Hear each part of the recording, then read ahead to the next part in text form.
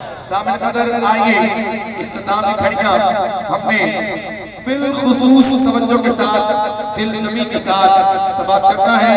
عالم نبی فاضل جلیل جناب والا شاہ محترم المقام حضرت علامہ مولانا مفتی محمد رمضان سیاسی صاحب سیدہ مجدہو اپنے خوبصورت ملفوظات سے ہمارے قلوب و اذہان کو مستفید فرمائیں گے۔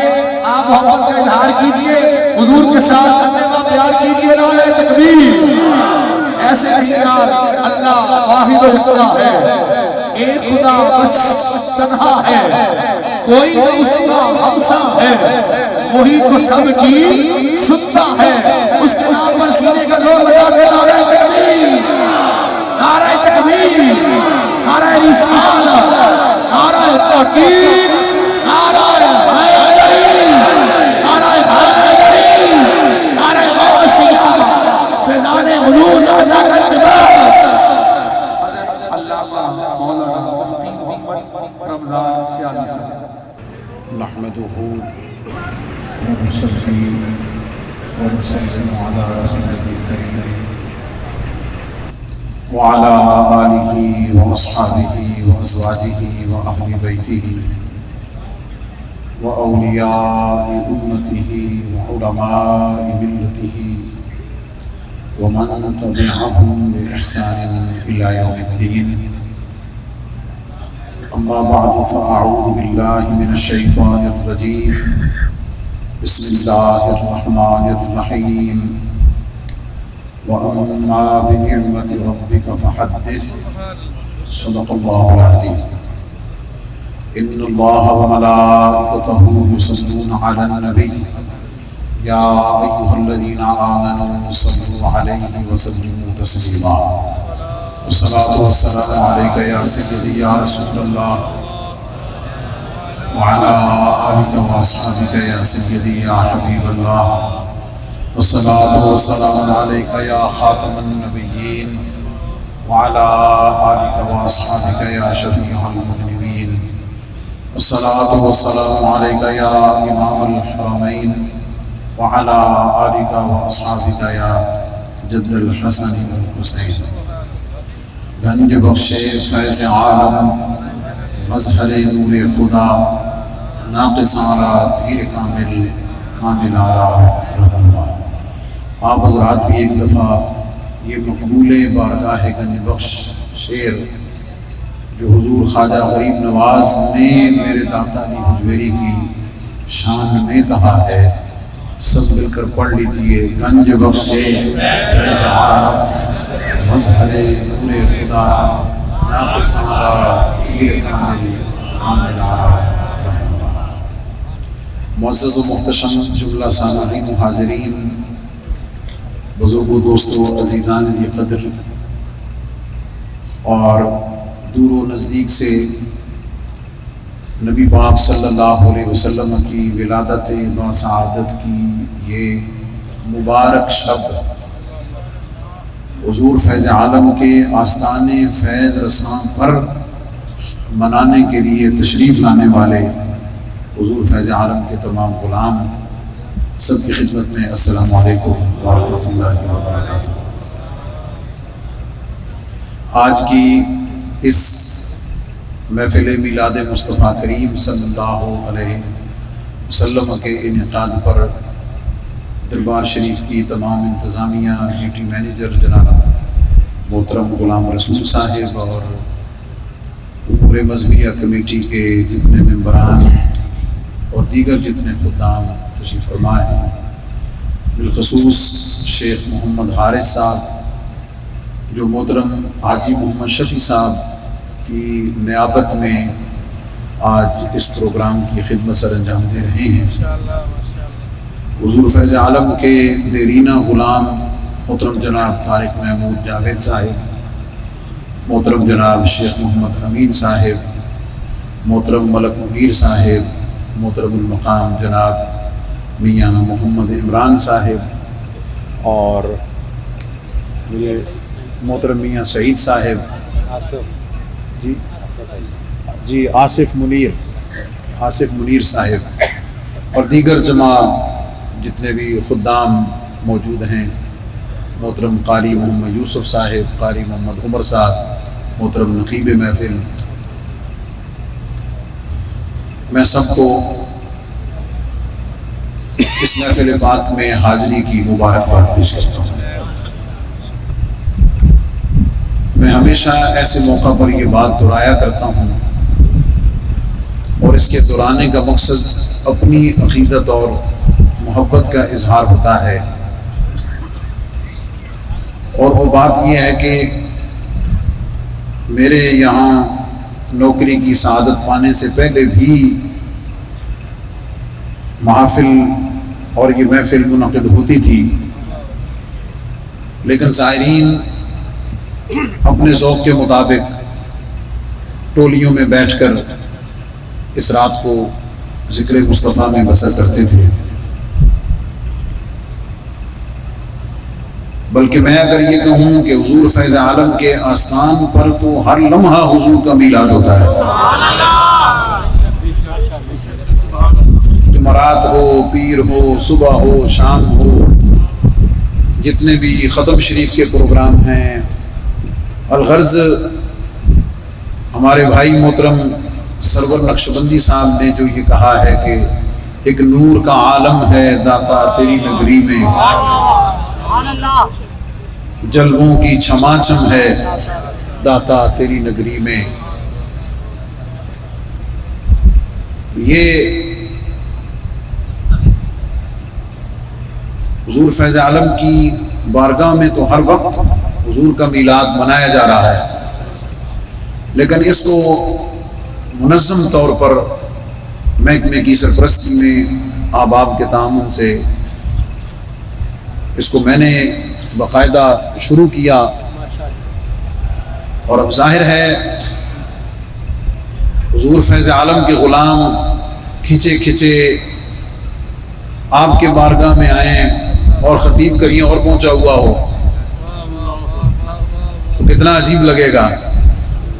اور اب تو حضور فیض عالم کی قدموں کی برکت سے ARYQTV کی وجہ سے ان خاص موقعوں پر بڑے بڑے پروگرامز کی پیشکش اور محبت کے ساتھ جی امریکہ کینیڈا تک جو ہے وہ محبت کے ساتھ دعوت آتی ہے، لیکن ان خاص موقعوں پر میں اس عقیدت کے ساتھ اپنی موجودگی اور اپنی حاضری کو یقینی بناتا ہوں کہ میری اصل پہچان حضور فیض عالم کی بارگاہ۔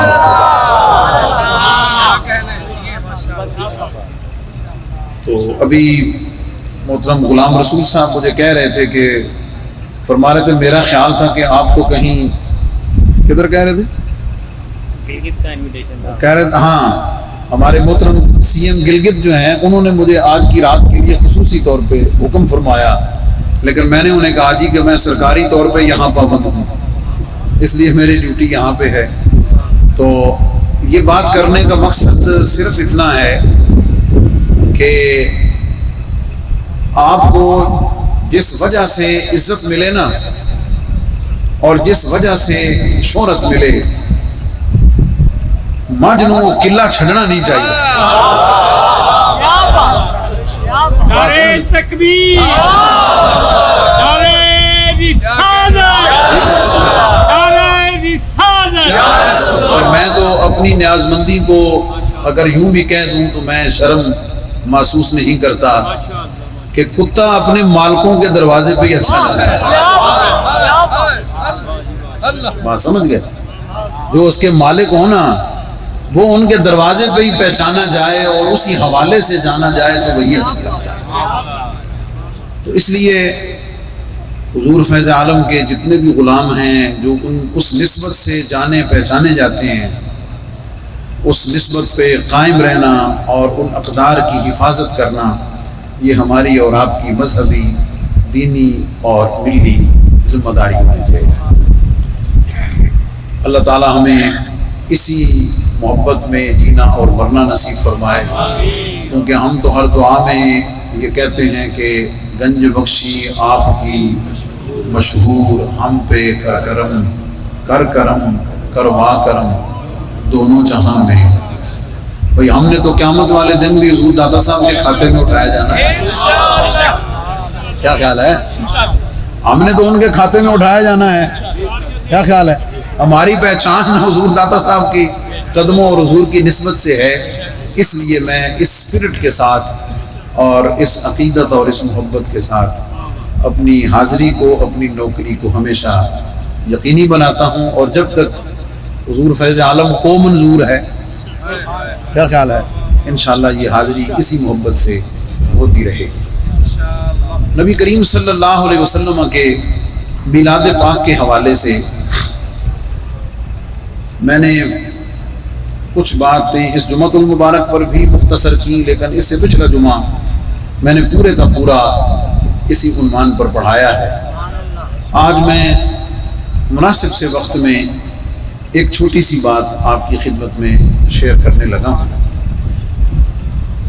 اور میں اپنی بات شروع کروں گا بخاری شریف کی حدیث پاک سے. کتاب النکاح میں حدیث نمبر 5101 بخاری شریف کی حدیث پاک ہے. فلما مات ابو لہب اریہ باب اہلہ بشر طیبۃ قال له ماذا لقيت قال ابو لہب لم الق بعدكم خيرا غير اني سقيت في هذه بعتاقتي ثويبة. ترجمہ سنیں پھر آگے بڑھتا ہوں. جب ابو لہب مرا، ابو لہب کا پتہ نا کون ہے؟ قرآن مجید میں ایک مستقل سورت 30ویں پارے کے آخر میں اللہ تعالیٰ نے اس کی مذمت میں اتاری ہے، کیونکہ حضور علیہ السلام نے جب تمام قبائل کے سرداروں کو دین کی، اسلام کی، اپنی رسالت کی، اللہ کی توحید کی دعوت دینے کے لیے بلایا تو سب نے انکار کیا. تو اس نے اس موقع پر حضور علیہ السلام کی شان میں سخت گستاخی کی تھی، اور حضور علیہ السلام کے لیے معاذ اللہ اس نے یہ کہا تبن لکا یا محمد. ترجمہ جو ابو لہب نے کہا، اس نے حضور علیہ السلام کو کہا کہ اے محمد صلی اللہ علیہ وسلم، تیرے ہاتھ ٹوٹے ہیں، تو نے ہمیں اس لیے بلایا تھا.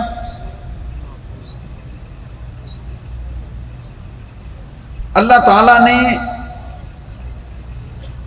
اس کے اس جملے کے جواب میں قرآن کی پوری سورت اتاری، اور اس کا اسلوب یہ ہے کہ تبت یدا ابی لہب و تب، کہ تو نے تو یہ کہا نا کہ ٹوٹے معاذ اللہ، تو نے تو یہ کہا معاذ اللہ، لیکن اللہ فرما رہا ہے وہ تیرے سے ٹوٹ گئے، تیرے تو ٹوٹ گئے، تیرے لیے تو بربادی ہے. یعنی یہ ایسا کافر ہے کہ جس کا کفر قطعی ہے،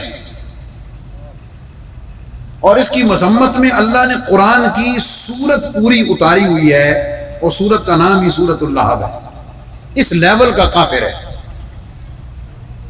یہ جب مر گیا، واقعہ تفصیلی ہے، پھر کبھی بتاؤں گا کہ یہ مرا کیسے اور اس کی بیوی کا حشر کیا ہوا.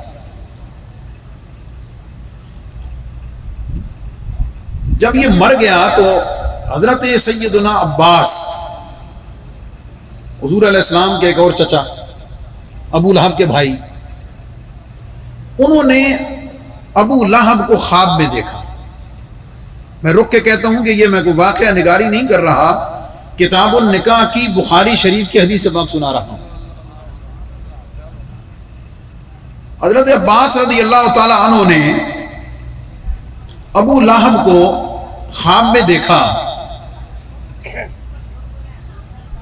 اور بڑی بری حالت میں دیکھا.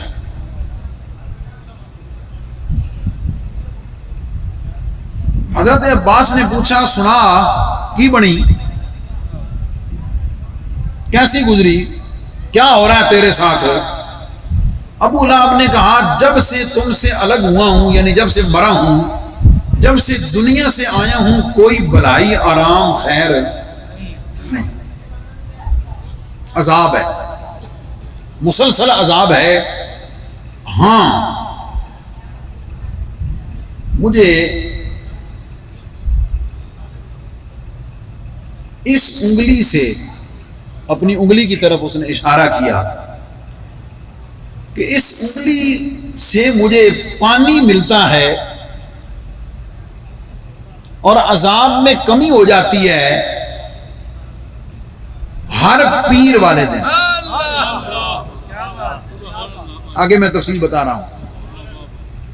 ہفتے میں ایک دن، پیر والے دن عذاب میں کمی ہوتی ہے اور اس انگلی سے پانی ٹھنڈا نکلتا ہے جس کو میں پیتا ہوں، اور بتایا اس نے خود کہ اس انگلی سے کیوں نکلتا ہے، اس انگلی سے کیوں نکلتا ہے، انگوٹھے یا چھوٹی انگلی سے کیوں نہیں نکلتا؟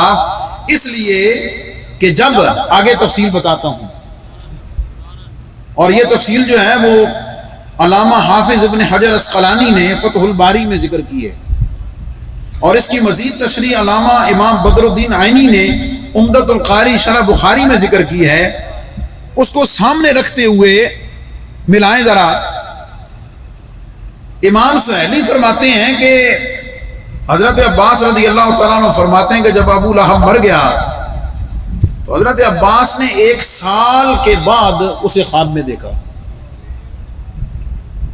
بری حالت میں ہے، اور کہتا ہے کہ مرنے کے بعد آرام نہیں ملا۔ ہاں ہر پیر کو میرے عذاب میں کمی کر دی جاتی ہے۔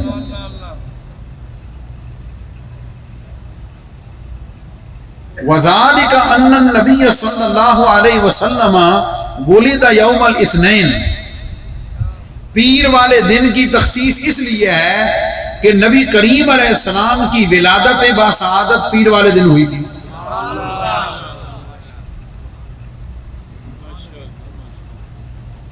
اور انگلی سے پانی کیوں نکلتا ہے؟ وَكَانَتْ ثُوَيْبَةُ بَشَّرَتْ أَبَا لَهَبٍ بِمَوْلِدِهِ فَآتَقَهَا، ابو لہب کی تھی ایک نوکرانی لونڈی،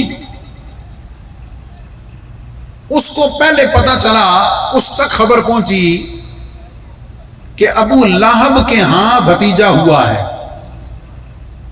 ابو لہب کے ہاں، کیونکہ حضرت سیدنا عبداللہ بھائی تھے سگے، تو ان کے ہاں ولادت ہوئی ہے بیٹے کی۔ اس لونڈی کو جب پتا چلا کہ حضرت سیدنا عبداللہ اور سیدہ آمنہ رضی اللہ تعالی عنہما ان کے گھر میں بیٹا ہوا ہے، وہ بھاگی بھاگی آئی اور آ کر اس نے ابو لہب کو خوشخبری دی کہ تجھے مبارک ہو، تیرے بھائی کے ہاں بیٹا ہوا ہے۔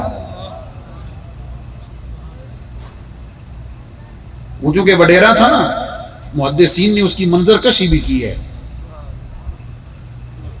چونکہ وڈیرا تھا نا، چودھری تھا، تو ٹیک لگا کے اپنے تکبر غرور میں بیٹھا ہوا تھا، تو جب اس نے آ کر کہا نا، خوشخبری دی، تو اس نے انگلی کے اشارے سے، ابے دے بے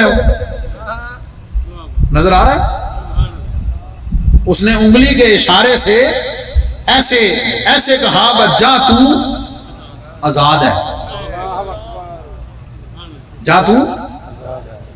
پیر والے دن نبی پاک علیہ السلام کی ولادت ہوئی، ابو لہب کی لونڈی نے آ کر خبر دی، اطلاع دی، ابو لہب نے بھتیجے کی پیدا ہونے کی خبر سن کر اس لونڈی کو انگلی کے اشارے سے آزاد کیا، انگلی کے اشارے سے آزاد کیا۔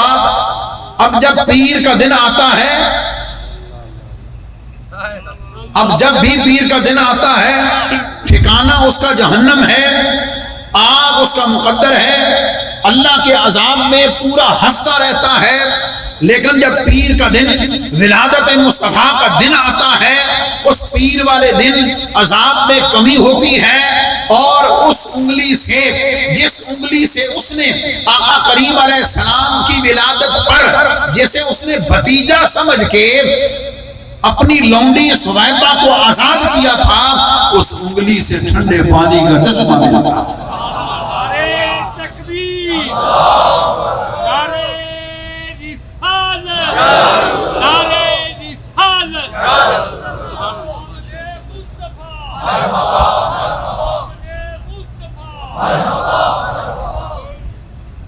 حدیث اور اس کا مفہوم مکمل ہوا، اب تھوڑی سی آپ کو دعوت فکر دینی ہے۔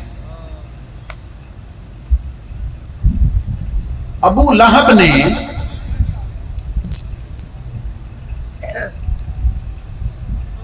حضور علیہ السلام کے پیدا ہونے کی خبر جب سنی اور لونڈی کو آزاد کیا، میرا پہلا سوال یہ ہے کہ آپ کا کیا خیال ہے، خوش ہو کر آزاد کیا تھا؟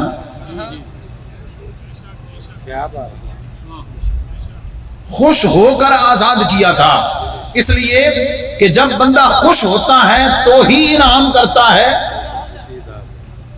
تو ہی خوشی کا اظہار کرتا ہے۔ اور سنیں، ابو لہب کو یہ تو نہیں پتا تھا نا کہ عبداللہ کے گھر جو پیدا ہوا ہے وہ 40 سال کی عمر کو پہنچ کر نبوت کا اعلان کرے گا؟ کیا خیال ہے؟ اس وقت جو اس نے آزاد کیا، نبی سمجھ کے نہیں، کیوں کہ جب اسے پتا چلا نبی پاک علیہ السلام کی نبوت کا، حضور علیہ السلام نے جب اعلان نبوت کیا تو تاریخ شاہد ہے کہ جب اسے پتا چلا تو اس نے نبوت کا انکار کیا۔ جب پتا چلا تو نبوت کا انکار کیا۔ جب آزاد کیا اپنی لونڈی کو تو بھتیجا سمجھ کے آزاد کیا، بھتیجا سمجھ کے آزاد کیا اور خوشی کا اظہار کیا۔ اب ان ساری باتوں کو جمع کریں، بھتیجا سمجھ کے آزاد کیا، بھتیجا سمجھ کے آزاد کیا، نبوت کا انکار کیا، نبوت کا انکار کیا، خاتمہ بھی کفر پر ہوا، حضور علیہ السلام کی گستاخی کا بھی مرتکب ہوا۔ اللہ نے قرآن میں اس کی مذمت میں پوری سورت بھی نازل فرمائی۔ اب سنیں، آزاد کیا لونڈی کو بھتیجا سمجھ کے، نبوت کا بھی انکار کیا، خاتمہ بھی کفر پر ہوا، نبی علیہ السلام کی گستاخی بھی کی، اللہ نے اس کی مذمت میں سورت بھی اتاری ہے۔ اور ایسا بدبخت، ایسا بدبخت اس بدبختی کے باوجود بھتیجا سمجھ کے خوشی کرے،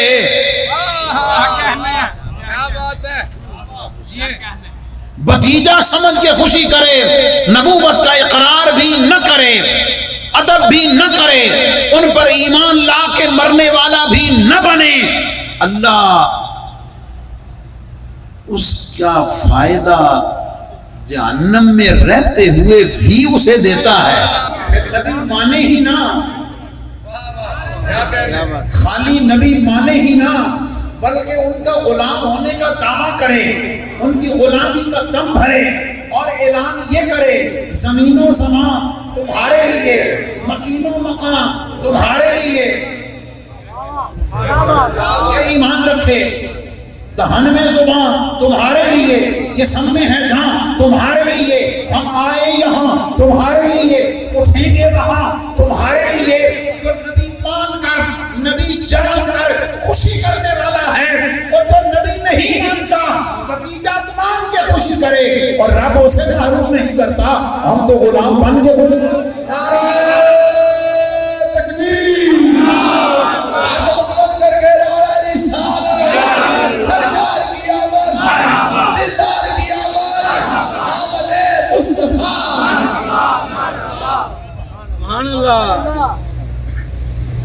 اب سنیے حضرت شیخ شاہ عبد الحق محدث دہلوی علیہ رحمہ کیا فرماتے ہیں؟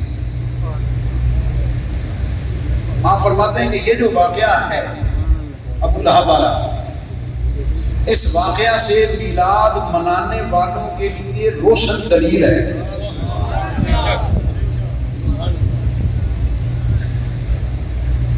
وہ لوگ کہ جو حضور علیہ السلام کی ولادت کی شب خوشیاں مناتے ہیں، مال خرچ کرتے ہیں، اس سارے کام کے جائز ہونے پر اس واقعہ سے دلیل ہے۔ حضرت شیخ توقیف فرماتے ہیں کہ ابو لہب کافر تھا، قرآن میں اس کی مذمت نازل ہوئی جب حضور کی ولادت کی خوشی اور لونڈی کے دودھ پلانے کی وجہ سے انعام دیا گیا۔ ایسے شخص کو انعام ملا ہے تو جو حضور پر ایمان لانے والا ہے، حضور کا امتی اور غلام ہے، اور وہ حضور علیہ السلام کی ولادت کی خوشی میں محبت سے بھرپور ہو کر مال خرچ کرے، میلاد شریف منعقد کرے، تو خود سوچیں کہ اللہ اس پر کتنی رحمت نازل کرتا ہے۔ ہاں فرماتے ہیں کہ حضور کا میلاد مناتے ہوئے ہر قسم کی بدعات سے، گانے سے، حرام کاموں سے، باجے سے، اس قسم کی چیزوں سے بچنا ضروری ہے۔ جڑے گلیاں والے منڈے پہاڑیاں لا کے انڈین گانے لاندے نا، اس کا حضور کی میلاد سے کوئی تعلق نہیں۔ میلاد یہ ہے جو میں اور آپ منا رہے ہیں،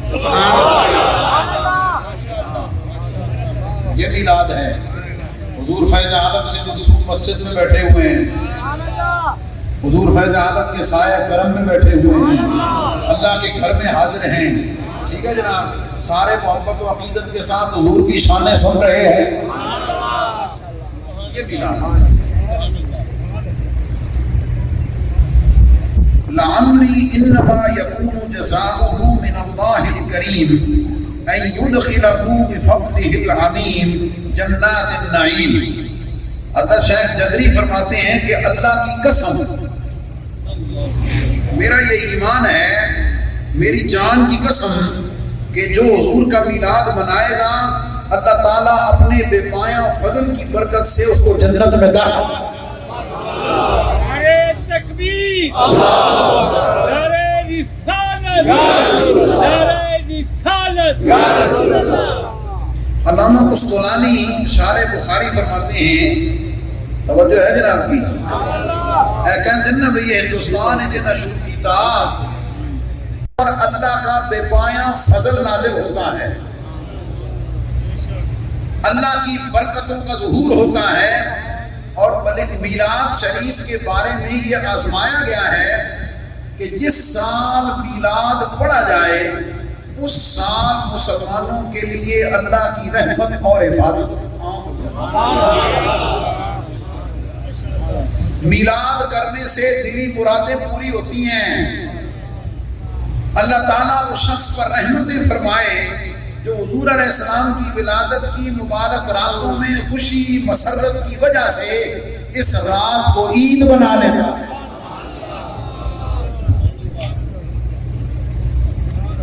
اور جس کے دل میں بیماری ہے، جس کے دل میں مرض اور بیماری ہے، یہ میلاد منانا اس کے لیے مصیبت بن، جس کا ترجمہ ہے نثار تیری چہل پہل پہ ہزاروں عید ربیع الاول، سوائے ابلیس کے جہاں میں سبھی خوشیاں منا رہے ہیں۔ بخاری شریف کے اس اثر اور اس ارشاد کی روشنی میں یہ بات ثابت ہوئی کہ اگر کافر بھی بھتیجا سمجھ کے خوشی کرے، جہنم میں رہتے ہوئے وہ محروم نہیں رہتا، نفع ملتا ہے۔ جو غلام بن کر آمد کی خوشیاں منائے، اللہ کی دل برکت ہے۔ سیکنڈ لاسٹ بات، نبی پاک صلی اللہ علیہ وسلم آپ کی ولادت باسعادت پوری انسانیت نہیں مومنین نہیں، انسان نہیں، پوری کائنات کے لیے اللہ کی رحمت ہے۔ پوری کائنات کے لیے اللہ کی رحمت ہے، اور اللہ کا حکم یہ ہے کہ قُلْ بِفَضْلِ اللَّهِ وَبِرَحْمَتِهِ فَبِذَلِكَ فَلْيَفْرَحُوا، ایمان والو جب تمہیں اللہ کا فضل اور اللہ کی رحمت ملے فَلْيَفْرَحُوا، تو خوشیاں منایا کرو۔ یہ میں نے قرآن کی آیت سے آپ کو دوسری دلیل دی ہے، اور وعدے کے مطابق آخری بات آج کی خطبے کی، صحابہ نے کیوں نہیں منایا؟ کیا خیال ہے؟ یہی سب سے بڑی بات ہے۔ پہلی بات تو یہ یاد رکھیں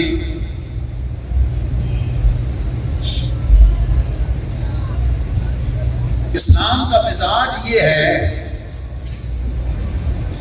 قرآن کا مزاج یہ ہے، نبی کریم علیہ السلام کی سنت کریمہ یہ ہے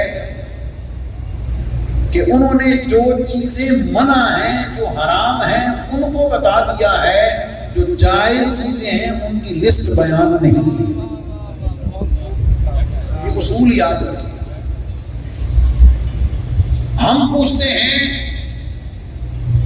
ہمارا یہ سوال ہے کہ چیزوں میں اصل اباحت اور جائز ہونا ہے، تم قرآن کی کسی آیت سے، نبی پاک علیہ السلام کی کسی حدیث سے، صحابی کی کسی قول سے منع ہونا ہمیں دکھا دو۔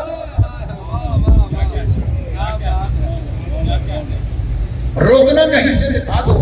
ہاں ہم نے تو بخاری کی حدیث سے تمہیں بتا دیا ہے، قرآن کی آیت سے تمہیں بتا دیا ہے، اور صحابہ نے کیوں نہیں منایا؟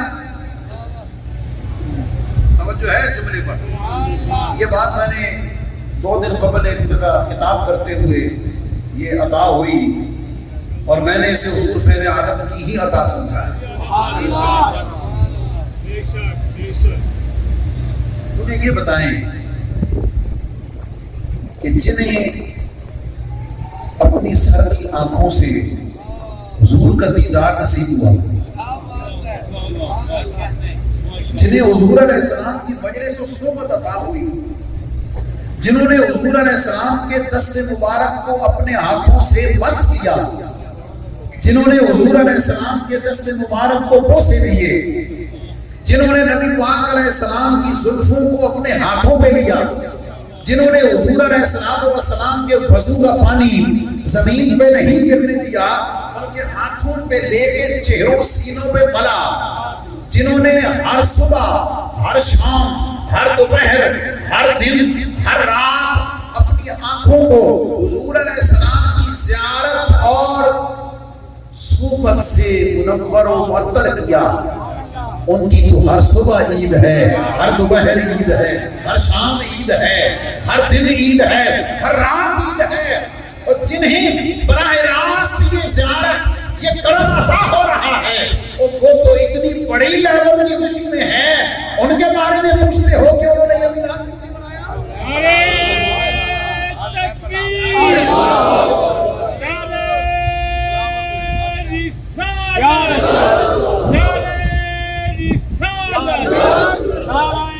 جنہیں ہر صبح شام حضور علیہ السلام کا دیدار عطا ہو رہا ہے، حضور علیہ السلام کے مبارک قول اور باتیں سننے کا اعزاز مل رہا ہے، جو حضور علیہ السلام کے معجزات اپنی آنکھوں سے دیکھ رہے ہیں، کبھی حضور کی سواریوں کو چھوتے ہیں، کبھی حضور کے وضو کے سامان کو چھوتے ہیں، کبھی حضور کے مصلے کو مس کرتے ہیں، محراب ان کے سامنے ہے، منبر ان کے سامنے ہے، مسجد ان کے سامنے ہے، گھر ان کے سامنے ہے، حضور کا حسن ان کے سامنے ہے، حضور کے جلوے ان کے سامنے ہیں، حضور کا کھانا ان کے سامنے ہے، حضور کا پینا ان کے سامنے ہے، حضور کی مسکراہٹ ان کے سامنے ہے، حضور کے خطبے ان کے سامنے ہیں، حضور کبھی منبر پر ہیں، کبھی گھر میں ہیں، کبھی مکے میں ہیں، کبھی مدینے میں ہیں، کبھی دن میں ہیں، کبھی رات میں ہیں، کبھی سواری پر ہیں، کبھی فرش پہ ہیں، کبھی عرش پہ ہیں، کبھی میدان جہاد میں ہیں، تو ان کا تو ہر لمحہ عید ہے، ان کی تو ہر صبح عید ہے، ان کی تو ہر شام عید ہے، انہیں بھی اہتمام کی ضرورت ہے۔ سبحان اللہ،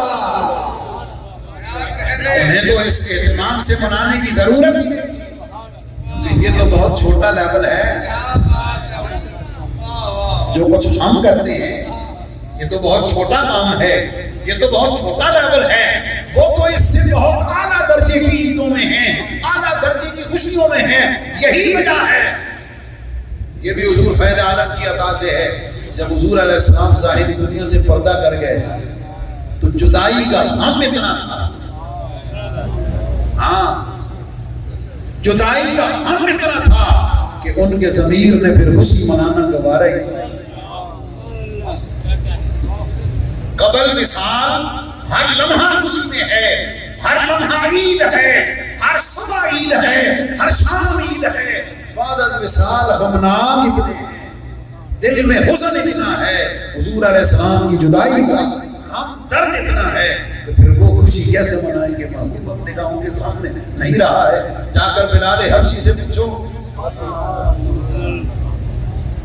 رضی اللہ تعالیٰ عنہ۔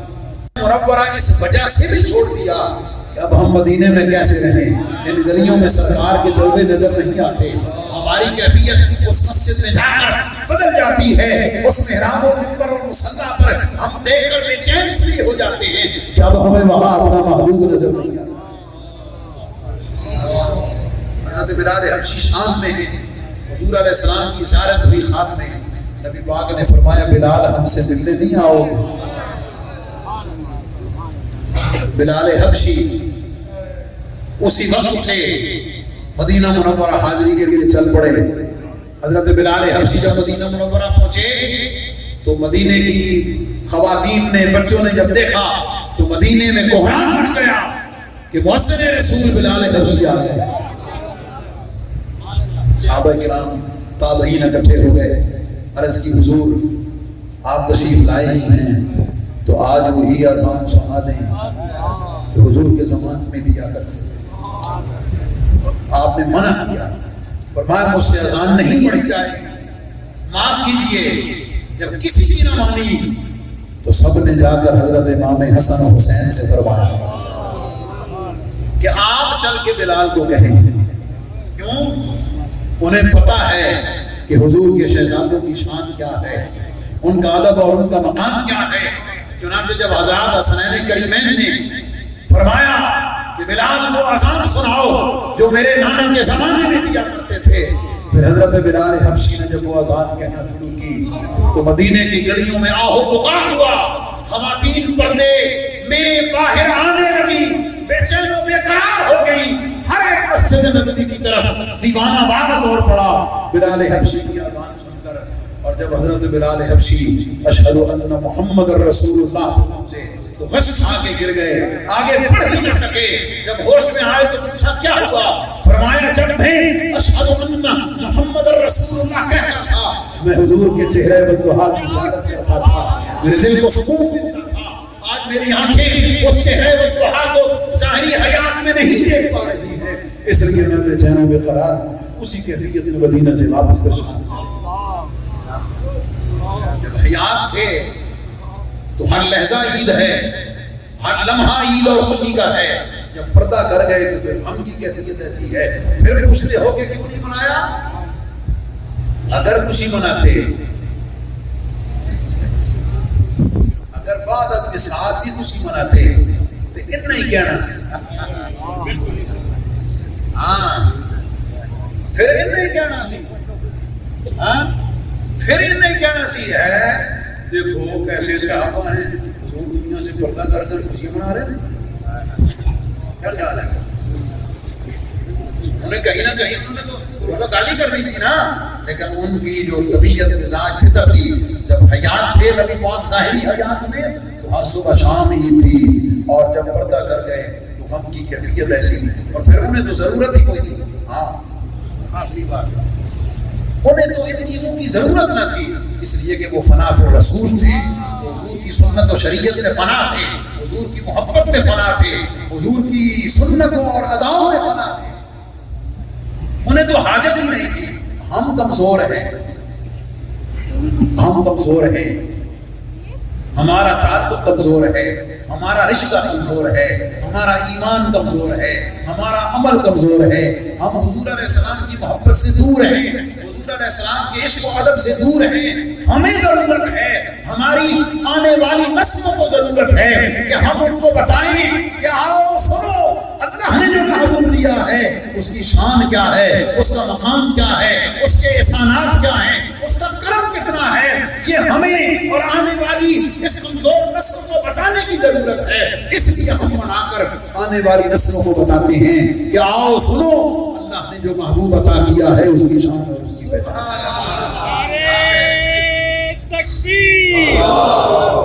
نبی پاک صلی اللہ علیہ وسلم کی ولادت باسعادت پر خوشی کرنا، خوشی منانا، خوش ہونا، یہ ایمان کا تقاضا ہے۔ اور جسے خوشی ہوتی ہے نا، جسے خوشی ہوتی ہے وہ خوشی منانے کے لیے کسی مفتی سے فتویٰ لینے نہیں جاتا۔ کیا خیال ہے؟ کسی سے گھر پتر ہوئے تو محلے دے ماں کو پوچھن جاتا میں مولوی صاحب دسے پتر ہویا، میں خوش ہوا یا نہ ہوا، میں خوش ہوا یا نہ ہوا؟ کیا خیال ہے؟ گھر پتر دا بیاہ ہوئے کی خیال ہے تے وہ پتیاں لانے سجاوٹ کر دیا، سارے فنکشن کر دیا، ادا تو مولوی کو لوگوں نہیں پوچھتا آگے کہ جناب پتر دا بیاہ ہے میں خوشی کراں یا کوئی نہ کراں؟ یہ سارے فتوے تینوں حضور علیہ السلام کی آمد کے وقت ہی نظر آتے ہیں۔ کیا خیال ہے؟ میں نے دیکھا کہیں سنا کہنے لگے یار دنیا سمجھ کے کیا، ہم دنیا سمجھ کے کرتے ہیں۔ میں نے کہا سن، یہ دنیا کو دین سے الگ کرنے کا تصور بھی اسلام میں کوئی نہیں ہے۔ اگر دنیا کا کام بھی تو حضور کی شریعت اور حضور کی طریقت اور حضور کے لائے ہوئے نظام کے مطابق کرے گا تو کام دنیا کا ہوگا لیکن وہ کہلائے گا بھی۔ سمجھ گیا نا؟ ایک فلانے کسی اور میں دینے جا کے، کیا خیال ہے؟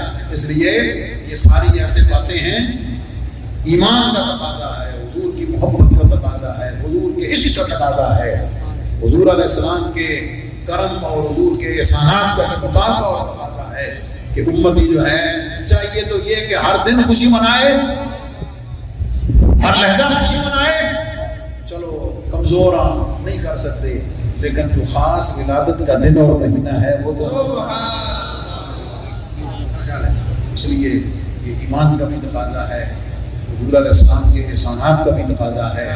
اور پھر آخری بات وہی کہ جس نے نہیں مانا، جو کفر پہ پڑا ہے، بخاری کا میں نے حوالہ عرض کیا ہے، اگر اسے جہنم میں ہوتے ہوئے نفع ملتا ہے، ہم تو یار جیسے بھی ہیں، خار ہیں، بدکار ہیں، ڈوبے ہوئے ذلت میں ہیں، کچھ بھی ہیں لیکن میرے مولا تیرے محبوب کی امت سے ہیں، یار جیسے بھی ہیں تو حضور کے کھاتے گئی نا، کہلاتے تو سرکار کے ہی ہیں نا، کھاتے تو سرکار کا صدقہ ہی ہیں۔ تو جب ان کے ہیں سب کچھ ان کا ہے، سب کچھ ان کے لیے ہے، سب کچھ ان کی وجہ سے ہے، پھر ساڑھے کو پوچھتے ہو کہ خوش ہونا یا نہیں، پھر ہم سے پوچھتے ہو کہ خوش ہونا یا نہیں ہونا۔ اس لیے ہمارا اعلان یہ ہے کہ نثار تیری چہل پہل پہ ہزاروں عیدیں ربیع الاول، سوائے ابلیس کے جہاں میں سبھی تو خوشیاں منا رہے ہیں۔ ویو ٹی وی کی تمام ویڈیوز دیکھنے کے لیے ہمارا چینل سبسکرائب کیجیے اور بیل آئیکن پر کلک کیجیے تاکہ آنے والی تمام ویڈیو سے باخبر رہ سکیں۔ ادبی پروگرام کی کوریج کے لیے ویو ٹی وی کی خدمات حاصل کریں اور شامل ہو جائیں ادبی دھارا پروگرام میں۔